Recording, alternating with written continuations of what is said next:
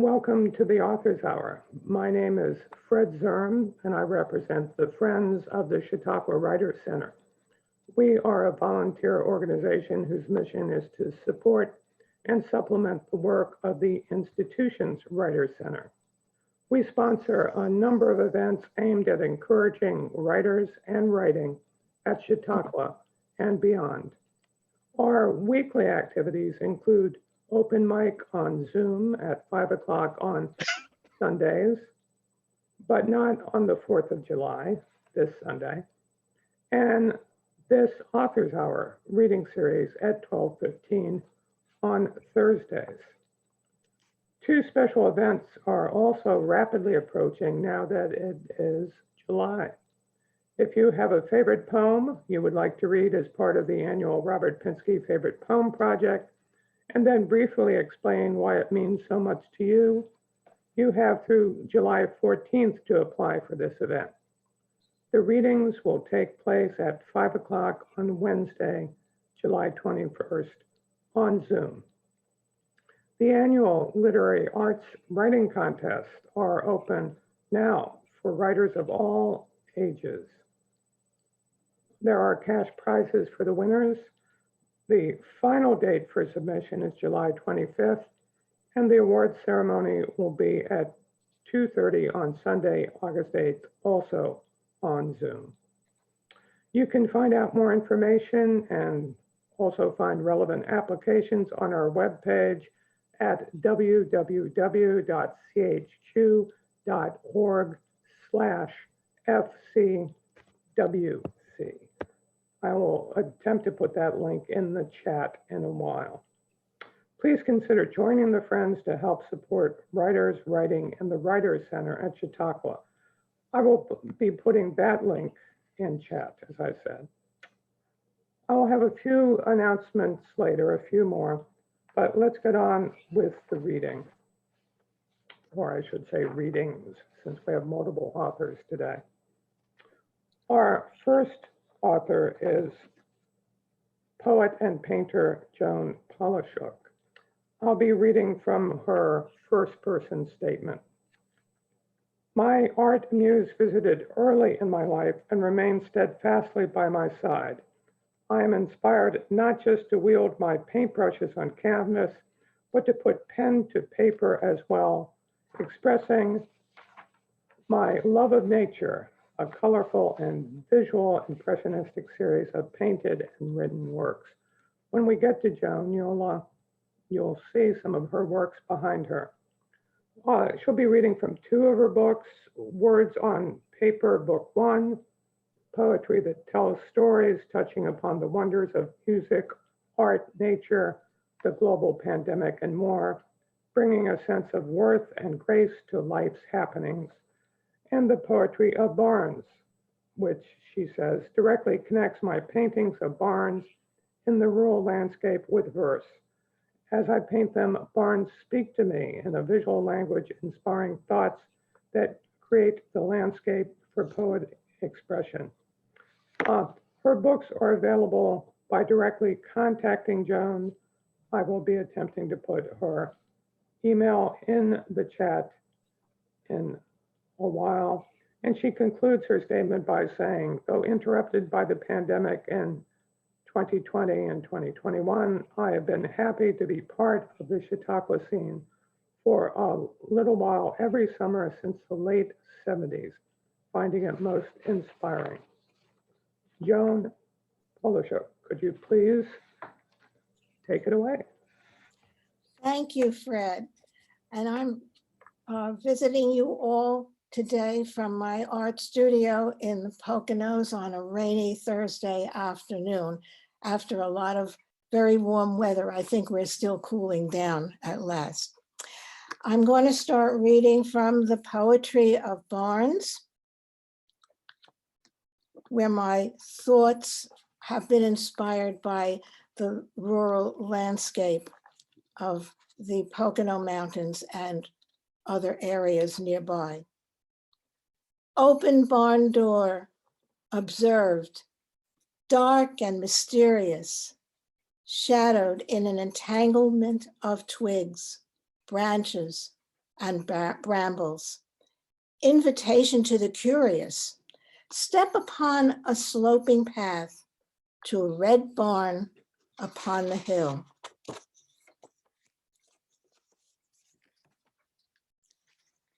Old wooden barn, top of the hill, monument to lost days, hand-hewn boards, aged, splintered, windowed eyes upon the valley below in the chill air of winter.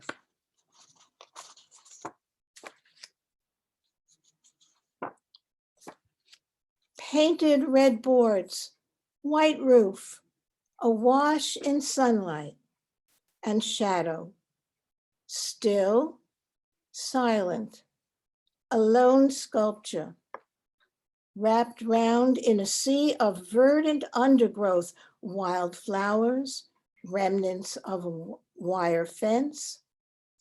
In the heat of an August afternoon, a Chautauqua County barn.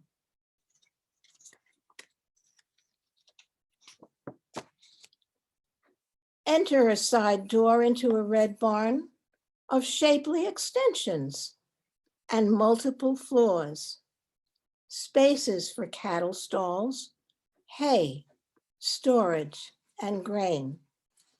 Iconic farm corner, rapidly fading from rural countryside. Useful structures all, white barns, red barns, brown barns too, center of farm life. If you look behind me, if you can see, there are a number of paintings that are reproduced in this little book, and the words that I just read go with them. Now I'm going to continue with the reading, coming from my newest book, Words on Paper, Book 1, Poetry. For me, there is a song, minuscule book on table titled Songs of the Earth, a writer's workshop prompt. I love music and am easily motivated to write this poem. No matter where I go, there is song. The earth sings for me. Attentively, I listen to nature's melodies in rural environs. The rustle of leaves, bird trills and warbles, liquid sounds of rivers, lakes, and streams, the staccato of bugs darting on the still waters of a calm pond. Songs of the earth are all around. I am tuned in. The metropolitan stage beats out the rhythm of footsteps on concrete, moving traffic, and the squeal of elevated trains, an orchestra to inspire a rhapsody. I think of Gershwin. Nature's storm brewing cadenza, a raindrop prelude. I think of Chopin. This next poem, titled The Conductor, was inspired by the Chautauqua Symphony and its conductor, Rosin Milanoff. So I called it The Conductor, Ode to RM. Music, it's his overall posture emanating from deep within self with electrifying energy. He dances, swings, sways, communicates, always smiling. He reaches out, touching the orchestra, players on stage all. Baton in hand, he rises on the podium to great heights, soaring with each note on wings of joy. conducting. A couple of years ago at Chautauqua, we had the presence of the French chef Jacques Pepin. And again, I was inspired by that presentation that he gave. French chef. A famous Frenchman with a flair for food put the audience in a happy mood, setting the tone with his long life story of a world-renowned chef rise to glory. In his boyhood, he would watch and listen to his mother in the family kitchen. Cooking is very much like art, you see, developing skills every day, says he. Menus spring from culture diversity, recipes handed down collectively. Ethnic food choices whet his appetite, enjoying such meals with each tasty bite. An inspiring lecture, to say the least. Applause for the French chef at late summer's feast. A festival of food that can't be beat because Chautauquans really love to eat. Left behind. The old road looms before me, a steep trail telling its own story, reminder of youth's vigor, easily climbing the hill, hiking 3 miles beyond. Today, driving past the old cemetery, tilted terrain, weathered stones. Then the pond where a duck once swam and a dog barked. Rustic log cabin belonging once to someone famous, a former boarding house, shabby in its state of disrepair. Next, sloping sun-drenched field, autumn's faded grass cut low, strangely unfamiliar, slowing down. Looking for a white clapboard house with the front porch facing the road, where I often sat on an August afternoon, sipping lemonade with friends. Gone. Not a trace. House, shed, apple tree, mailbox. Ghosts living in my inner sight. Memories, mine. Round the next bend, the pink house is painted gray. There is no flower garden. The years have not been kind to the old road. Desolate dwellings crying out for attention, a forlorn landscape. I opt not to go on. The tick of the clock has tarnished the sheen of fond memories for a hamlet in the mountains.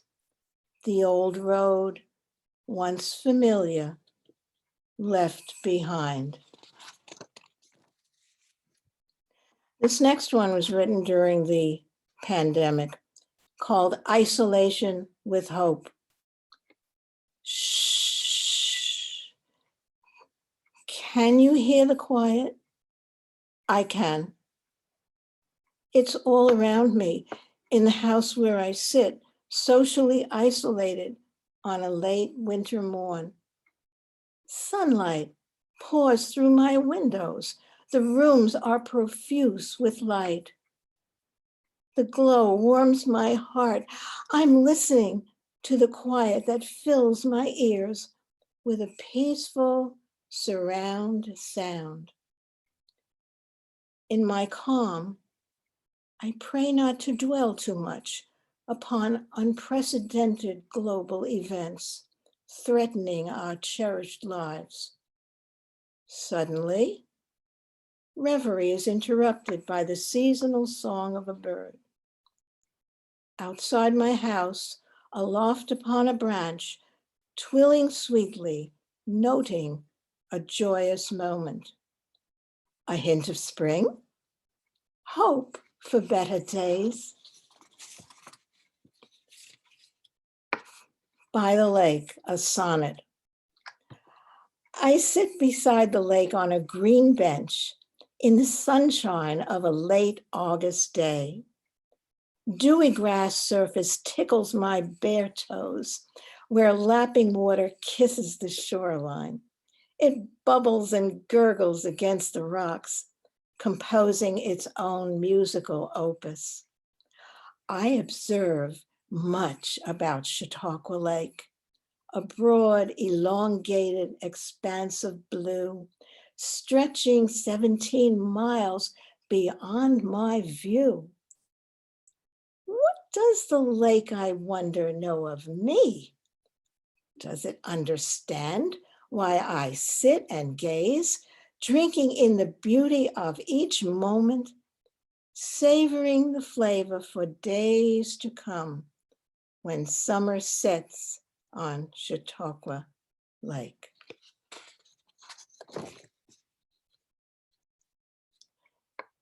Stars.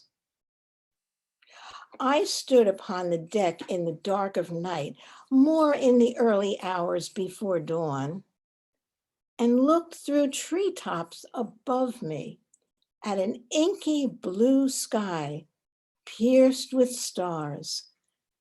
Told that there would be a meteor shower, I strained my eyes in hopes to see a spectacle from far away as Mars.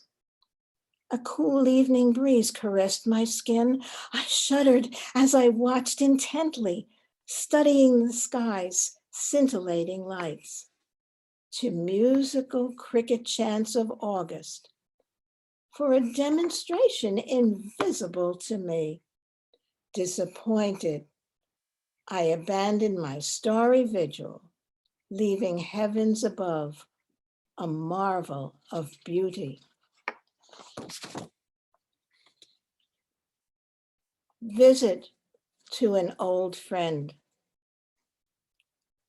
Trying to recall on this new and sunny day, wet grass kissed by morning dew, where you sleep for all time. No marker yet. Searching the carpeted earth, guessing you are somewhere near, ashes in a small wooden box. I whisper a little prayer. Joy of knowing you replaces sadness with a smile. You are missed. Rest in the peaceful silence of this Chautauqua place. Farewell for now. 'Neath the shade of the trees on dry, grassy earth, weathered marble inscribed, another visit to an old friend.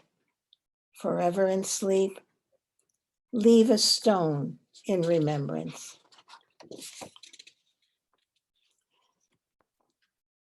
Monet's garden.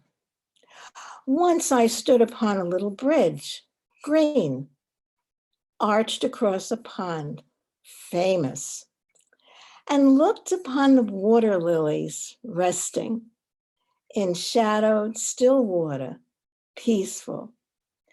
Small craft on shoreline anchored, green. Its reflection like mine, mirrored on the wet surface surrounded, tall trees, dense foliage, lush. Skylight filtering through, bright. Monet's garden, green.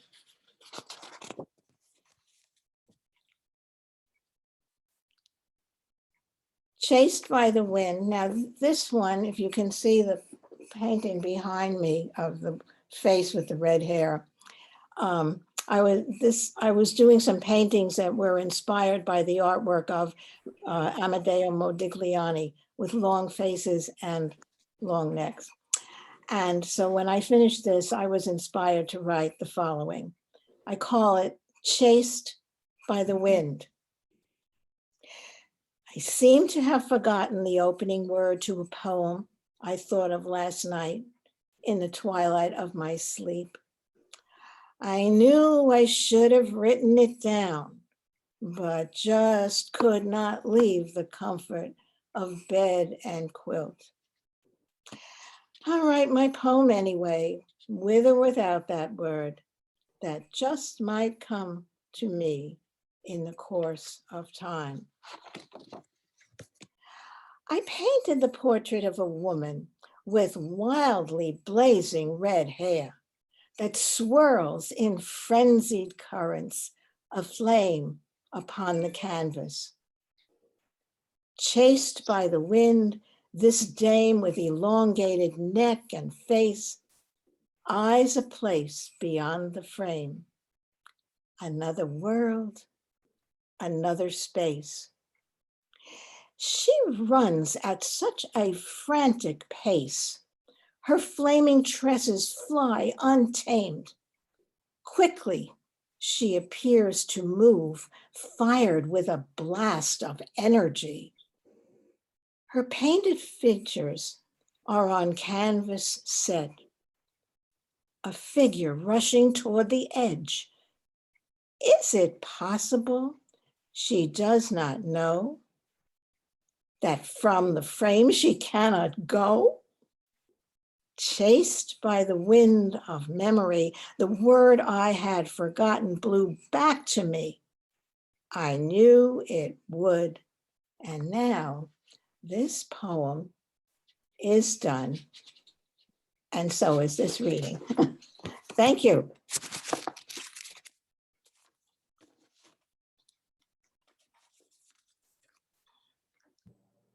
Thank you so much, Joan. I was going to say you write with a painterly eye, but I think you got all five senses involved, you know, taste and smell and hearing, touch, all of them. Thank you. Thank you very much. Thank you, my pleasure. Okay, great. I want to remind people that at the end of the reading, you'll have a chance to ask questions. Okay. I do just have a few halftime announcements. A couple more reminders about the literary arts at Chautauqua. This afternoon at 3:30, the CLSC Author of the Week, Ma Zhong, and his translator, Flora Drew, will be speaking about his book, China Dream, on the Chautauqua Assembly online platform. Tomorrow at 12:15 on Chautauqua's virtual porch, prose writer of the week, Sonia Livingston, will be talking about the short creative nonfiction form she calls snapshots. And I did want to recommend our sister literary and performing art theater to you. The Chautauqua Theater Company is currently presenting Dominique Morisseau's powerful play, Blood at the Root.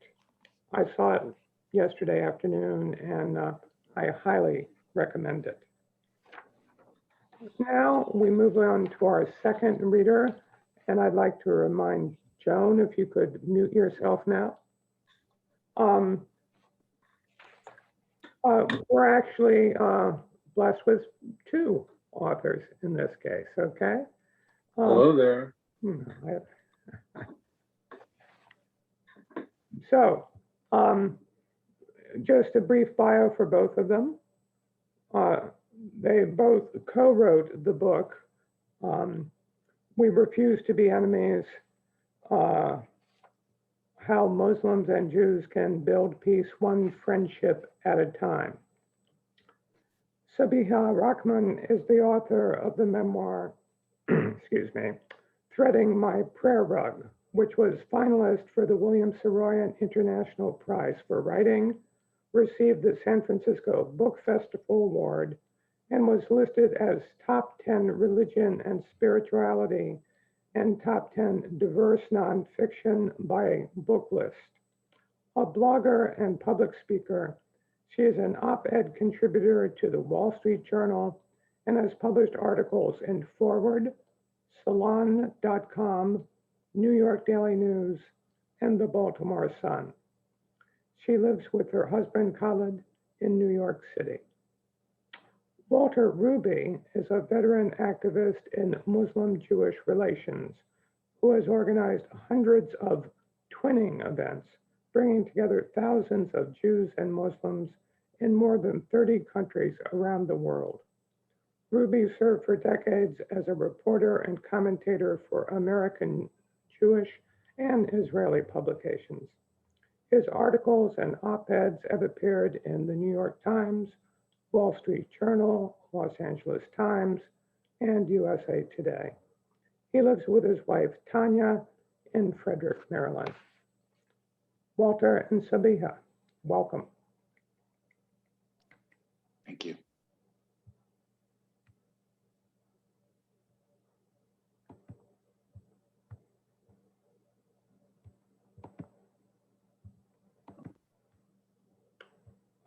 Sabeeha, can you unmute? Sorry about that. Thank you, Fred. I grew up in Pakistan. During those years, I had never met a Jewish person. My impression of Jews was colored by the Israeli-Palestinian conflict. Pakistan had not recognized Israel, has still not, and in fact, my father's passport was stamped all countries of the world except Israel. Walter, had you ever met a Muslim? Sabeeha, I never met a Muslim well into my 20s. I grew up a lonely Jewish child in a Gentile suburb of Pittsburgh. I was deeply moved by Exodus, which was about the creation of the state of Israel. And then only a few months later, we were able to go and live there, as my father got a sabbatical year at the Weizmann Institute. And so I had my 6th grade year in Israel. I felt deeply at home and connected to my true self, but I had no interactions with Palestinians at that time, neither Christians or Muslims. So what was it like when we had our first encounter with the other? What changed our perceptions? How did each of us end up engaging in interfaith dialogue? We tell these stories in our book. I, a homemaker in the 1970s, chatting with my Orthodox Jewish neighbors by the sidewalk, exchanging notes on halal and kosher. Walter, a journalist, interviewing Palestinians in Israel and connecting personally with Muslims, Christians, and Druze.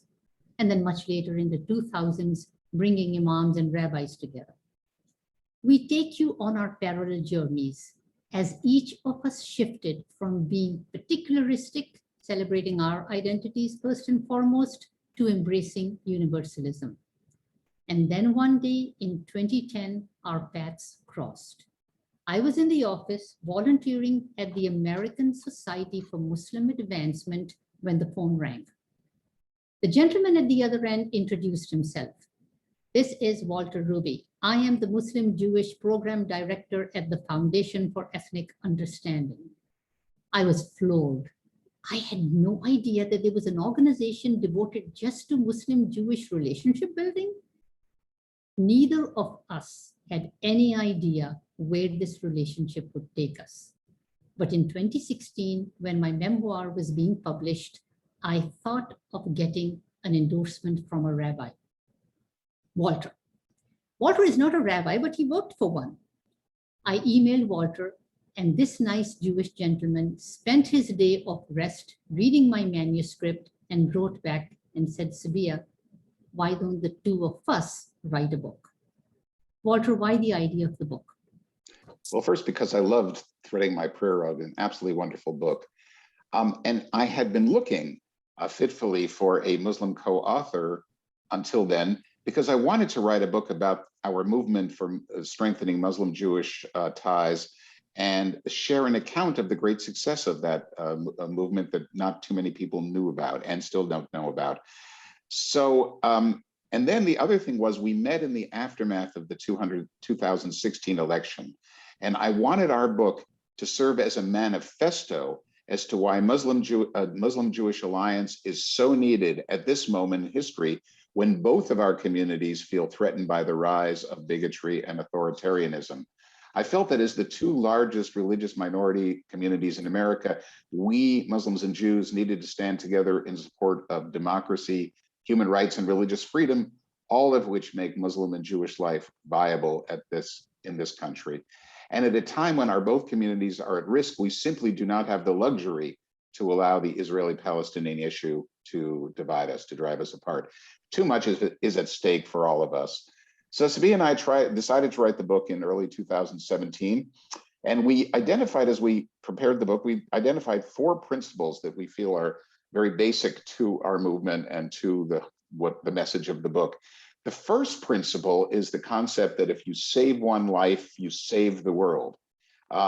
It's in both of our holy books, the Talmud and the Quran, and it illuminates that in both Islam and Judaism, there's a commitment to mercy, compassion, and justice, and the preciousness of every single life. And so that's incredibly important. But also the interesting thing was that I had until a few years before that, no idea it was in the Quran. Sabeeha had no idea it was in the Talmud. And most Jews don't know it's in the Quran. Most Muslims don't know it's in the Talmud.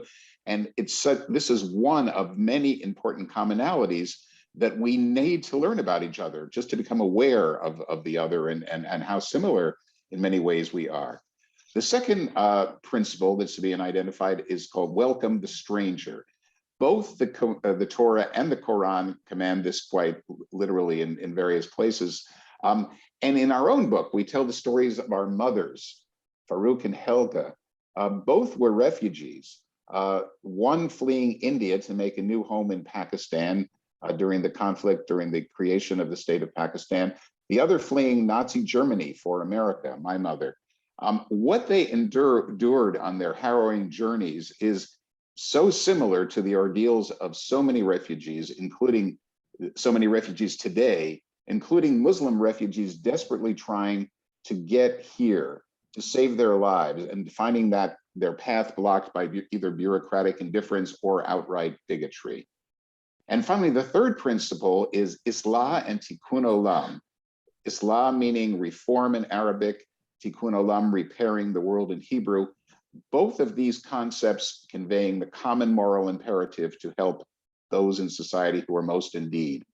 And in our book, we share stories of Muslims and Jews who have worked together side by side to reform and repair the world. Sabeeha? And the fourth principle that unites us is standing up for each other. In February 2017, Rabbi Jesse Oletsky and his colleagues marked Sabbath by getting arrested after they sat down in the middle of the street in New York City across from the Trump Tower protesting the Muslim travel ban. The rabbi spent the night in a holding cell in New York City's 33rd precinct. Why would a group of rabbis subject themselves to a night in jail to protest a ban on Muslims?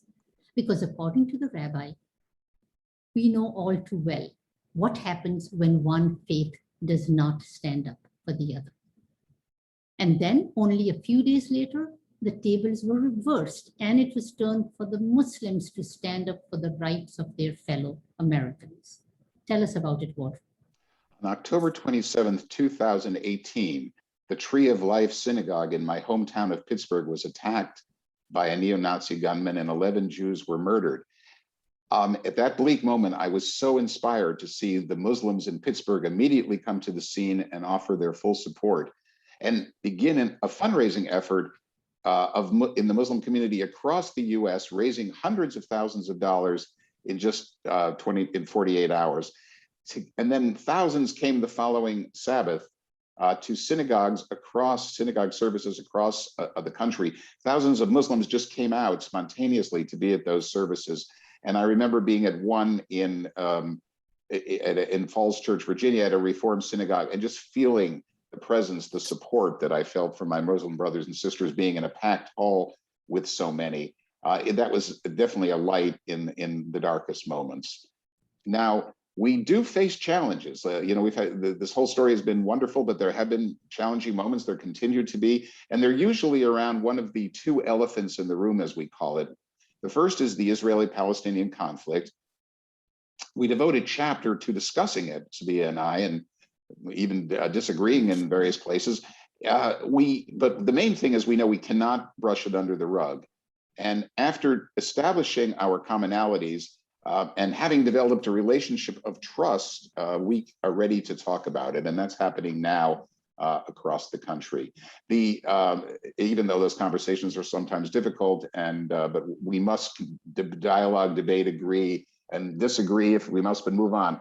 And the second elephant is doctrines or passages in our holy books, our respective holy books that offend the other. For example, I personally was made uncomfortable by, as I read the Quran, about how Jews were presented there.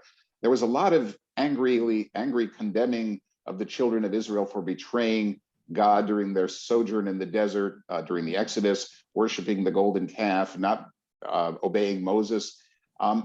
But I didn't like the tone, and I expressed hurt to my Muslim friends, to many experts in Quranic studies, and they would say to me, you know what, Walter, yeah, it says the same exact thing in the Torah. You know, the children of Israel are also condemned in the Torah. And of course, it was important for me to hear that. And I said, you know, they're right.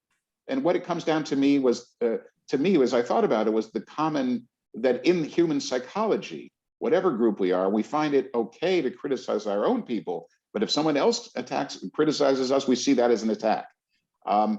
What is needed is, in both of these cases, is to pick up the phone and discuss these issues openly together. That's what gets us through it. We also have divergent historical narratives. While writing this book, Walter raised the issue of Prophet Muhammad's relationship with the Jews. I was not familiar with the incident of mass killing he quoted. I pulled out the books, did my research, and came up with an answer I thought settled the matter. Walter challenged me again with yet another question. I emailed my network of scholars, I called them, got my answer, and this back and forth continued until I was exhausted. It's all in the chapter titled, Is the Quran Anti-Semitic? By the time we finished writing this chapter, all I could say was, Walter, thank you. I am far better informed. Walter, tell us about Sarah and Hagar. Well, we have a chapter on the story of Sarah and Hagar, the casting out of Hagar and Ishmael into the desert. And was a couple of things were fascinating. First of all, we disagreed on where it took place. I said, well, look, it took place in Beersheba in southern Israel, where I was a new immigrant in 1976, and Sabeeha said, no, it took place in Mecca. So we had a candid discussion in the book. You can read about it and how these geographies, perceptions matter. But that discussion led us to a consideration of the whole story of Sarah and Hagar. Sabeeha, you want to talk about that? Yeah. So at one point, Walter said to me, this is while we were writing the book, Sabeeha, if I were a Muslim, I would be very upset at Sarah throwing Hagar and Ishmael out of the house and forcing Abraham to leave them in the desert. I said to Walter, we don't believe that Sarah threw Hagar out. We believe that Abraham left them in the desert at God's command, and that when he turned to go, Sarah called out to him and said, are you leaving us here because God commanded you to do this? And he said, yes. And she said, then he will provide for us. In fact, we revere Sarah. When my husband and I visited the tomb of the patriarchs in Hebron, we said the Fatiha prayer over her graveside. And Sarah is a very popular Muslim name. So we also in our book share some of the lessons that we have learned through our experience. The first is that we are Americans first. And while the Israeli-Palestinian conflict matters greatly to us, we live here and we need to come together so that we can preserve democracy, which is threatened, and also pluralism. Number two, stay out and speak engaged together when injustices occurs anywhere in the world. And third, Muslims and Jews should support the work of NGOs in Israel, Palestine that are working to save lives on the ground. Number four, allow people to speak out whether we agree with them or not. Representatives Omar and Thaleb have said things that have hurt the feelings of Jews, but they have as much right to advocate for the rights of Palestinians as do the Jewish members of Congress who are advocating for the rights of the Israelis. Number five, don't allow Israel-Palestine to be weaponized in ways that drive our communities apart. Number six, let's not denigrate or demonize people on either side.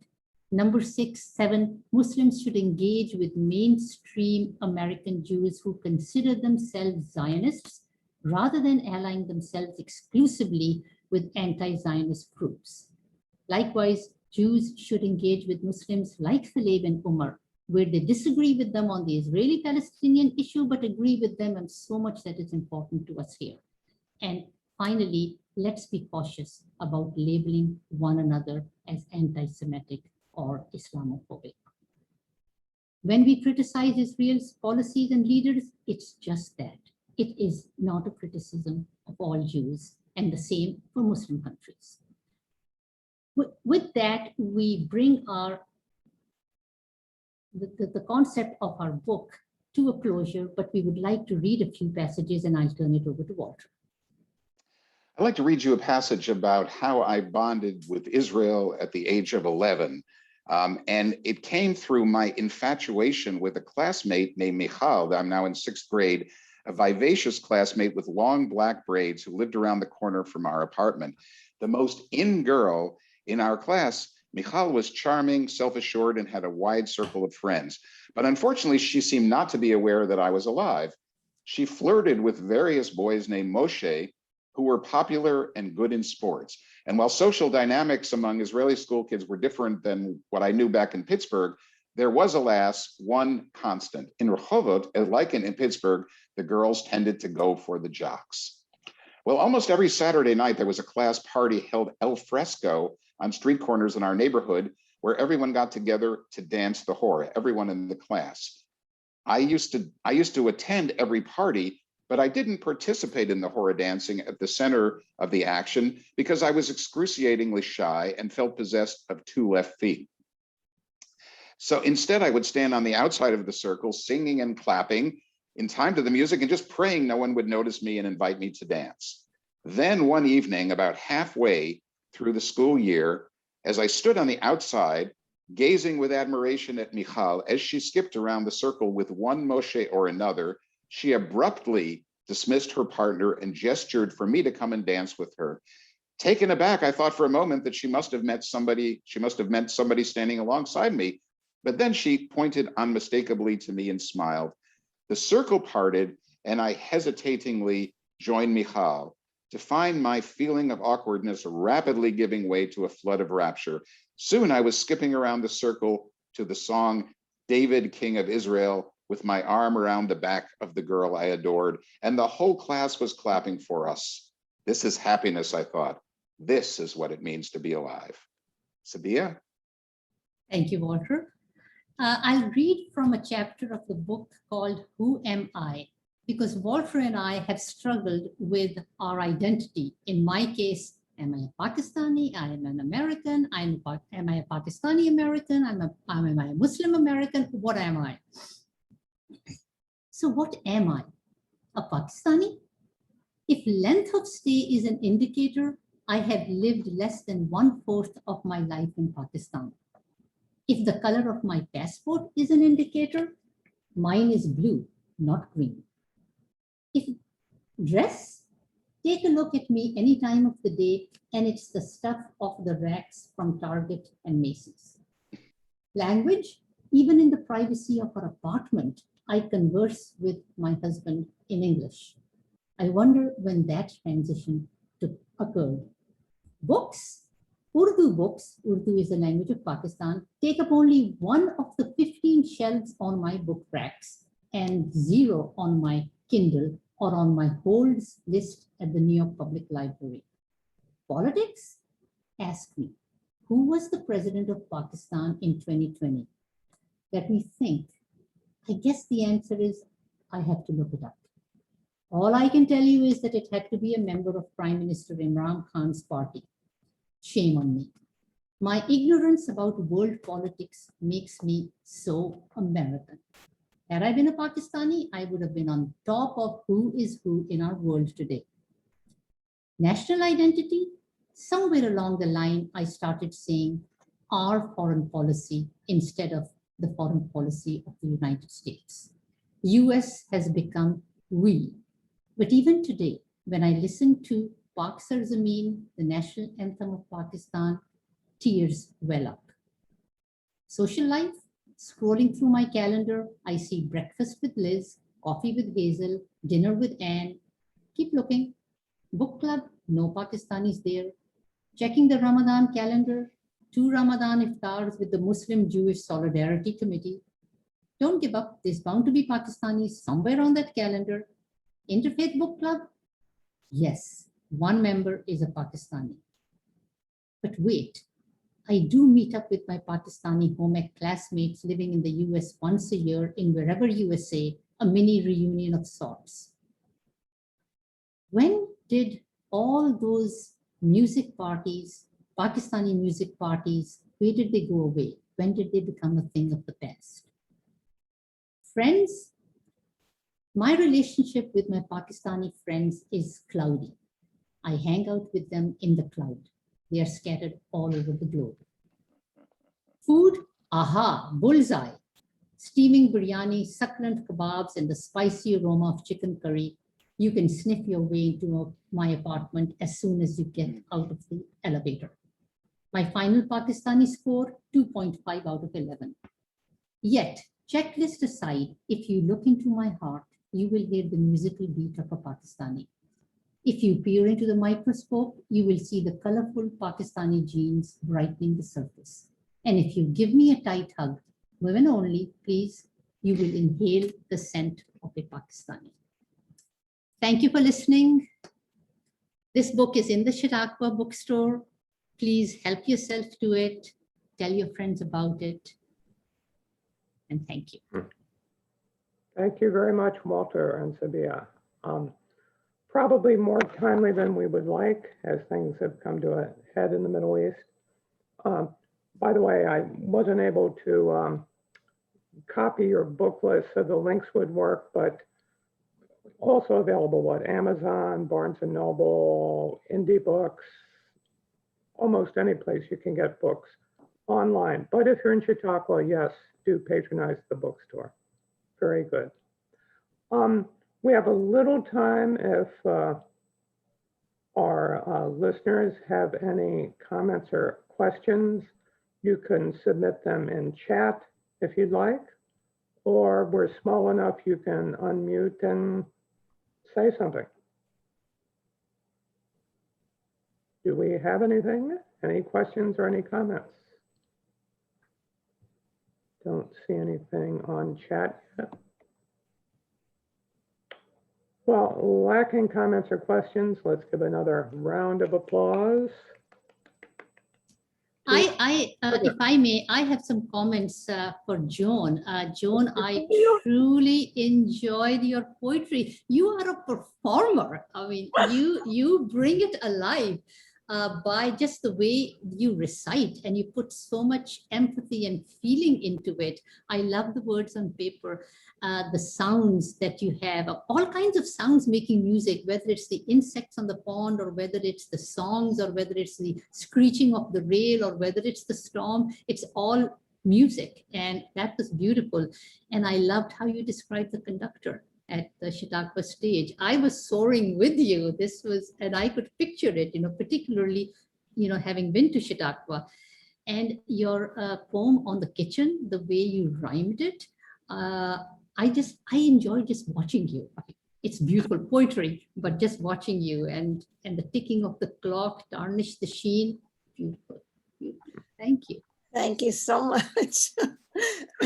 I really had a lot of fun practicing, deciding which poems I was going to read, and putting some life into it instead of just reading lines.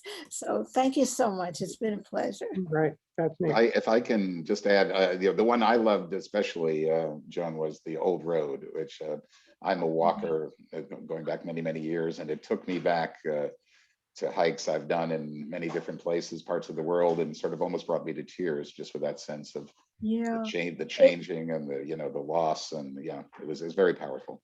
It was emotional going up there the other day or a few weeks ago, and seeing it as it wasn't anymore. This was it. But thank you so much. Right. Well, I think all of you with your readings showed the the way that the literary arts and theater overlap, because there is a oral tradition with literature that was a performance tradition as well. I see a comment in the chat, a question by Dan Ruby. Who happens to be my brother, who I'm so happy is here. That means a whole lot, Dan. So he writes very quickly, Walter and Sabeeha offer an array of optimism about Muslim-Jewish relations, but who is listening? What kind of response have you been receiving for the book? Dan, it's been amazing. It's been inspirational for, I think, both Sabeeha and I, the response, and we've done more than 40 readings, 40 Zooms, I should say, about the book over the last few months. And it's been wonderful to have that opportunity during this very hard time. But the response from our audiences, Muslims, Jews, people of all backgrounds, has just been so positive, and they've been uplifted by our message of hope, and that gives us a great, I think, satisfaction and 30 more to go and still counting.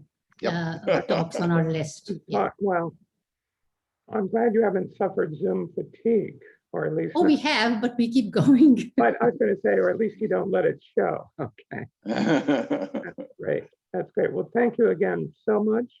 I just want to remind anybody watching that we'll be on Zoom again next Thursday at 12:15. We have two novelists.